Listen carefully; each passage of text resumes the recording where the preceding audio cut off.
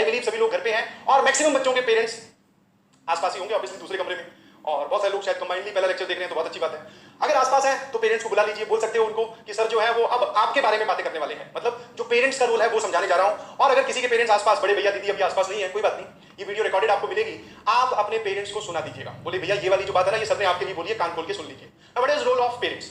सबसे पहली और इंपॉर्टेंट बात, जेईई मेंस एंड एडवांस आप इंडिया का टफेस्ट एग्जाम बोल सकते हैं। जी बिल्कुल, आईएएस, आईपीएस, आरएएस इन सबको साइड में कर दो, वो जेईई मेंस और एडवांस से आसान ही होते हैं, ठीक है।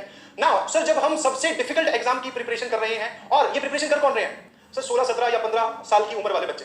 नाउ इस उम्र को हम सभी लोग चंचल उम्र में काउंट करते हैं, या फिर आप बोल सकते हो ये छोटे ही बच्चे हैं, समझ में आया ना? अगर अब ये छोटे बच्चे हैं तो हम दोनों में मतलब we as a teacher and you as a parent अपनी अपनी रिस्पॉन्सिबिलिटी निभानी पड़ेगी। माय रिस्पॉन्सिबिलिटी इज कि बच्चा जब स्क्रीन पे आए तो मैं उसका ध्यान रखूं, जो मैं पढ़ाऊं वो उसको समझ में आए, और मैं उसमें वो बोल सकते थे ना कि स्पार्क इनिशिएट कर सकूं, जिससे उसको मैथ्स अच्छी लगनी स्टार्ट हो जाए। This is my role, this is my मतलब my role and my responsibility कि बच्चा अगर मेरे पास आता है तो उसका ऑन स्क्रीन ध्यान मैं रखूं, ठीक है। और इस काम में ऑब्वियसली हम लोग ट्रेंड फैकल्टी आप बोल सकते हो, तो इसमें कोई दिक्कत होगी नहीं, यहां पर मैं ध्यान रखूंगा, but maximum number of time वो आपके पास रहता है, दिन के बाकी सारे घंटे में वो आपके सामने बच्चा होगा।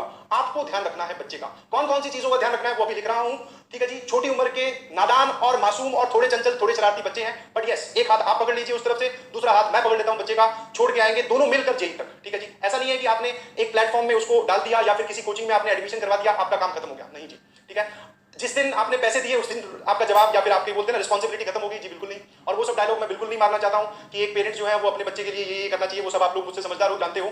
तो your responsibility is point number 1, ठीक है। आप घर पे चेक रखेंगे, ठीक है। Point number 1 is regular check. Sir what is this regular check, क्या मतलब है? ठीक है, डू नॉट, आज कहानी शुरू हो रही है, देखते ही देखते 2 साल निकल जाएंगे, बिलीव मी, ठीक है, बिकॉज ये मेरा 8वां सेशन है, तो ये जो सेशंस है बहुत जल्दी निकलते हैं, कोई फर्क नहीं पड़ता इसमें, ठीक है ना। तो बच्चे आज जो है सर वो बढ़िया एनर्जी में है, बहुत मजेदार तरीके से वीडियो देख रहे हैं, उनकी ये एनर्जी मेंटेन रहे, मोटिवेटेड रहे, इस चीज का ख्याल आपको भी करके रखना है। सर रेगुलर चेक का क्या मतलब है? आपको हफ्ते में 2 बार बच्चे से बात करनी है या फिर चेक रखना है, ठीक है। ऐसा नहीं है कि आज आपने बोला अच्छा बेटा चल तू इंटेलिजेंट है, या फिर आज तेरी एडमिशन स्टार्ट हो गया, और डायरेक्टली आप उस दिन उससे बात करें जिस दिन उसका रिजल्ट आए, अरे तेरा सिलेक्शन क्यों नहीं हुआ, या फिर अगर हुआ तो इतनी रैंक कम क्यों आई।